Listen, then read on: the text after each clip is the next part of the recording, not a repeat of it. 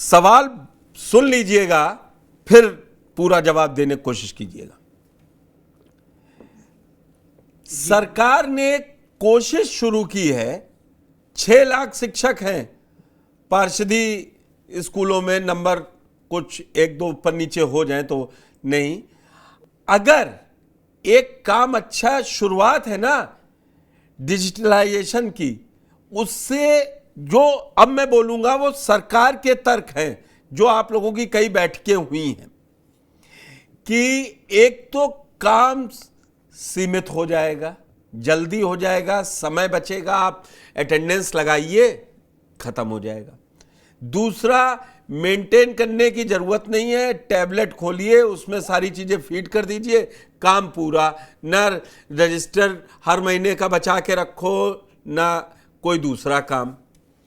तीसरा कि इसमें जो 12 रजिस्टर शायद आपको मेंटेन करने होते हैं, आप लोग ज्यादा मुझे सही कर दीजिएगा कहीं रह जाएं, और इन सबको चरणबद्ध तरीके से इसी फॉर्मेट में लाने की तैयारी है।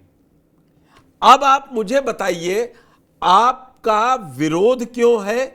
और इससे, ये तो एक पहल है, अच्छी पहल है, इसका इतना विरोध क्यों?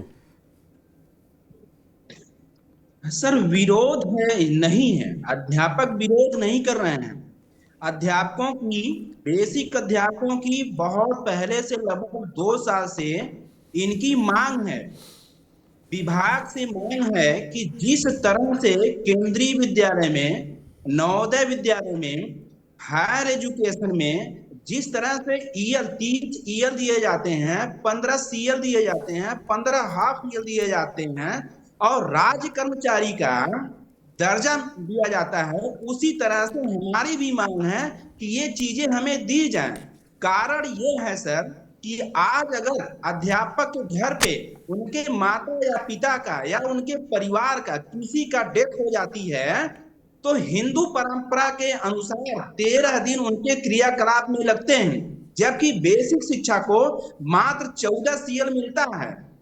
विशेष परिस्थिति में उनको मेडिकल लेकर के, जबकि मेडिकल अस्वस्थ होने के लिए लिया जाता है, लेकिन मेडिकल लेकर के अपने क्रियाकलाप इन कार्यों के लिए करना पड़ता है। हम लगातार 2 साल से सरकार से यही मांग कर रहे हैं कि ये सारी सुविधाएं हमको दे दीजिए। ऑनलाइन की हमको कोई विरोध नहीं है, आप कैमरा लगा दीजिए। जो शिक्षक व्यवस्थाएं हैं, जो शिक्षण व्यवस्थाएं हैं, हमारा और हमारा शिक्षक करने के लिए तैयार है, हम उससे पीछे बिल्कुल नहीं हट रहे हैं। लेकिन उत्तर प्रदेश में जैसे श्रावस्ती जनपद, गोंडा जनपद, बहराइच जनपद, सिद्धार्थनगर, सोनभद्र, मिर्जापुर, ऐसे बीहड़ जनपद हैं जहां पे जंगल हैं, पहाड़ हैं, नदियां हैं, नाले हैं, जहां पे आज भी व्यवस्थाएं जाने के लिए अध्यापक को नहीं है। श्रावस्ती, बहराइच में ऐसे ऐसे स्थान हैं जहां से अध्यापक समाज नाव के माध्यम से विद्यालय जाता है, नाव पार करके नदी नाले को जाता है। ऐसे स्थिति में डिजिटल हाजिरी कैसे उपयोग में ला सकता है? आज जैसे कि ये बात बताई जा रही है कि आधे घंटे बाद, आधे घंटे का समय हमने दिया है। पहले 8 बजे से 2 बजे तक विद्यालय होते थे, और आज ये कहा जाता है कि 7:45 पे अध्यापक जाकर के सारी चीजों को व्यवस्थित कर ले और 8 बजे जाकर के ऑनलाइन हाजिरी लगा दे। 8 बजे अगर ऑनलाइन हाजिरी नहीं लगती है तो कार्रवाई की जाएगी। इस तरह से आवेदन जो आदेश पारित किए जा रहे हैं, शिक्षक समाज एकदम डरा हुआ है, भयभीत है। ऐसे स्थिति में संभव हो पाना मुश्किल है। आज 6 लाख अध्यापक बेसिक में है सर, और 6 लाख में मात्र 9 अध्यापक ने ऑनलाइन आवेदन किया है, ऑनलाइन हाजिरी दिया है, बाकी सभी लोग विरोध में हैं इसके। अगर इतनी बड़ी बातें नहीं होती, शिक्षक हित में नहीं अगर होता, तो शिक्षक हित निश्चित रूप से इसका स्वागत करता। और मैं कहता हूं आपके माध्यम से, ये चीजें अगर ये मांगे जो शिक्षक की है, संगठन की है, अगर ये मांगे मान ली जाए, तो हमें किसी प्रकार का विरोध करने का जरूरत नहीं है। आप कैमरा लगवा दीजिए, शिक्षक की व्यवस्थाएं हम देने के लिए तैयार हैं, सारी चीजें करने के लिए तैयार हैं। एक चीज और हम आपसे कहना चाहेंगे, आपके माध्यम से ये बताना चाहते हैं कि जिस तरीके से ऑनलाइन हाजिरी की व्यवस्थाएं इतने तोबड़ताड़ जो है आवेदन आया है, मतलब इनका आदेश आया है, अगर इसके पहले फर्नीचर की स्कूलों में फर्नीचर की व्यवस्था करा दी जाए तो ज्यादा अरे बेहतर हो। डॉक्टर महेंद्र,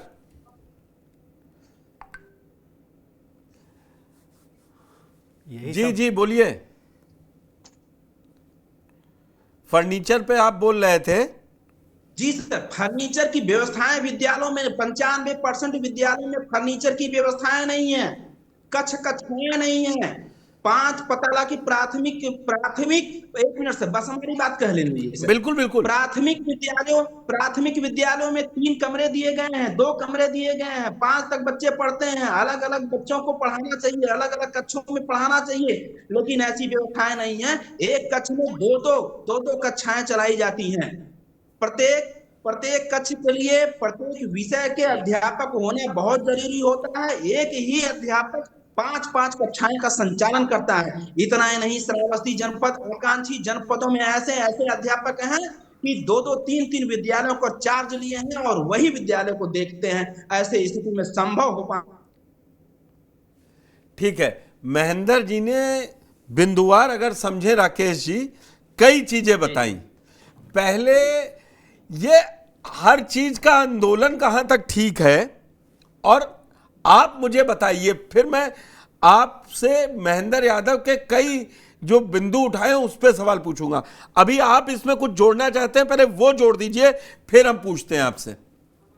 जी सर, पहले तो आंदोलन नहीं है, शिक्षण कार्य के समय सभी अध्यापकों ने यादव शिक्षण जी, कार्य करना। महेंद्र जी ठीक है, आएंगे महेंद्र जी आएंगे, आपकी बात मैंने पूरी सुनी, राकेश जी को बोलने दीजिए, और प्रमोद मिश्रा जी से एक एक बात का जवाब लेंगे, और ठीक सर। पूजा मिश्रा जी भी बैठी हैं, उनसे भी लेंगे।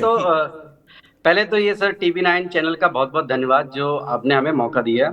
आज का मुद्दा जो है कि ऑनलाइन हाजिरी से शिक्षकों में बवाल क्यों है। सर, इस बवाल के पीछे जो वजह है इसको थोड़ा समझना सर हमें चाहिए, कि समझना चाहिए। ये सर ने बहुत सारी समस्याएं गिनाई, लेकिन आखिर ये बवाल क्यों हो रहा है। देखिए, 2 चीजें होती हैं। एक तो आप लोग कनेक्शन में नहीं है, और आप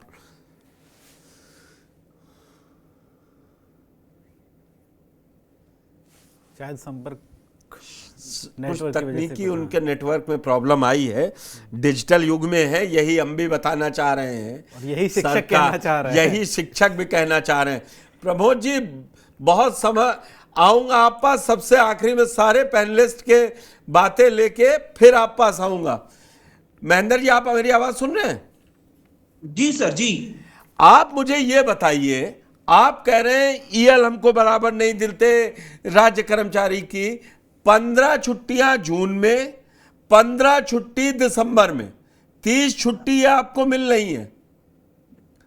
और दूसरी बात, जब आप कह रहे हैं कि मेरी ये वाली मांगे मान लो तो हम टाइम पे पहुंच जाएंगे, तब सरकार कहां, आपने ये तो कोई मांग नहीं की है कि वहां तक सड़कें पहुंच जाएं, या जो बरसात के सीजन में, मैं व्यवहारिकता में बात कर रहा हूं, बड़ी समस्याएं आती हैं।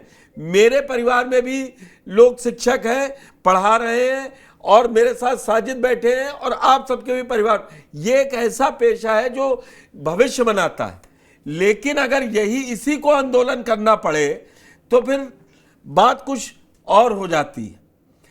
सर, कोई भी समस्याएं, हाँ बोलिए। कोई भी समस्याएं हर समय नहीं आती हैं, समय मांग करके नहीं आती है। जो छुट्टियां हमको दी जाती हैं, कोई जरूरी नहीं है कि उसी समय कोई ट्रेजेडी हमारे घर में हो, उसी समय हम अस्वस्थ हों। विद्यालय में जा रहा हूं, एक्सीडेंट हमारा हो गया, हम आधा घंटा 10 मिनट लेट हो गए, उस दिन हमारा वेतन काट लिया जाएगा। हमारे घर में कभी भी किसी भी समय ट्रेजेडी हो सकती है, हमको आना पड़ सकता है। अरे कैजुअल लीव है ना 14, कैसी बात आप कर रहे हैं? 14 कैजुअल लीव भी है उसकी, उस पर आऊंगा। राकेश जी जुड़ गए, जरा राकेश जी से बात कर लूं मैं। जी, पहले तो मैं ये आप लोगों को समझाना चाह रहा हूँ कि ये जो सरकार ऑनलाइन हाजिरी का विचार कर रही है, ये जबरदस्ती थोपा जा रहा है या जरूरत है? देखिए, अगर ये जरूरत है सर, तो कहीं ना कहीं इसके पीछे जो तैयारियां हैं इसको करना बहुत जरूरी है सर। जैसे अगर आज हम यहाँ डिबेट में बैठे हैं तो जाहिर सी बात है आपने भी तैयारी की होगी और हमने भी तैयारी की है। बिल्कुल आपने बिल्कुल। देखा बीच में एक डिस्ट्रैक्शन हुआ थोड़ा सा आपकी तरफ से या हमारी तरफ से, और हमारा कनेक्शन टूट गया। सर आप ये बताइए, 1 घंटे की डिबेट में मैंने अगर हम राकेश बोला यही बात, यही जी। बात मैंने बोली कि समस्या डिजिटलाइजेशन में यही है। जी, अगर ये जबरदस्ती है तो सर ऐसा नहीं होना चाहिए। देखिए, शिक्षक एक होता है, राष्ट्र निर्माता होता है, वो जाता है स्कूल में तो ये सोच के जाता है कि आज मैं पूरे दिन बच्चों को अच्छा पढ़ाऊंगा, अच्छा सिखाऊंगा। और जाहिर सी बात है, हमारे बेसिक शिक्षा विभाग के जितने भी टीचर्स हैं सर, आप सोशल मीडिया देखिए, कहीं भी देखिए, बहुत अच्छा काम कर रहे हैं और उनको सरकार अप्रिशिएट भी कर रही है, लोग भी अप्रिशिएट कर रहे हैं। लोग कहते हैं कि पहले से बहुत बदलाव आया सर। लेकिन आज के टाइम पे क्या है, शिक्षक को पढ़ाने नहीं दिया जा रहा सर। आप कोई अधिकारी आता है स्कूल में तो उससे ये नहीं पूछता है कि आपने क्या पढ़ाया, बच्चों से क्वेश्चन नहीं पूछता, उससे ये पूछा जाता है कि एमडीएम बना कि नहीं बना, ये 4 दीवारी टूटी है तो क्यों टूटी है। दुनिया भर के ऐसे काम है, संचारी रोग निकाला गया कि नहीं निकाला गया, बीएलओ के काम होते हैं कि नहीं होते हैं। ऐसे ऐसे बहुत सारे सघन चेकिंग टास्क फोर्स लगाकर हम लोगों को, शिक्षकों को एक बेचारा समझ लिया गया है सर। और यकीन मानो, हम लोगों को बिल्कुल भी पढ़ाने नहीं दिया जाता है। शिक्षकों की जो परेशानियां हैं सर, उसको भी समझना चाहिए इन अधिकारियों को। जैसे अभी सर ने बताया, यादव जी ने 14 सीएल मिलते हैं, और आपने भी पूछा 14 सीएल से काम नहीं चलता। सर हम भी परिवार वाले हैं, बाल बच्चे हैं, और हम भी बड़ी विषम परिस्थितियों में स्कूल जाते हैं। 14 सीएल ऐसे आप यकीन नहीं मानोगे, पता नहीं चलता सर। आप भी कर्मचारी होंगे, आपको भी पता होगा सर। अगर क्या सरकार, अगर चलिए मैं कह रहा हूँ एक टैबलेट लगा दे, टैबलेट से ऑनलाइन हाजिरी का इन्होंने कर दिया, क्या ऐसा कभी 365 दिन में संभव नहीं है कि टीचर्स अब्सेंट हो जाए? चलिए, अगर किसी वजह से बहुत सारे ऐसी परेशानियां हैं शिक्षकों को, रास्ते में आने वाले, जैसे सर ने बताया, नदी नाले रास्ते खराब हो जाते हैं, या किसी का एक्सीडेंट हो जाता है, या किसी की बाइक पंचर हो गई, तो अगर वो अब्सेंट हो जाता है तो सर उसके पास हाफ सीएल का भी एक ऑप्शन होता है। अगर हाफ सीएल ले ले टीचर तो उसका वेतन नहीं कटेगा सर। दूसरी चीज, सर ने भी अभी बताया कि हमारे बेसिक शिक्षा विभाग में इकलौता ऐसा विभाग है जहां पे सबसे बड़ी विडंबना है सर कि वो शादी में भी मेडिकल पे रहता है सर। हमारे यहाँ 365 दिन का मेडिकल मिलता है, अगर हमारी शादी होती है तो हम मेडिकल लेते हैं।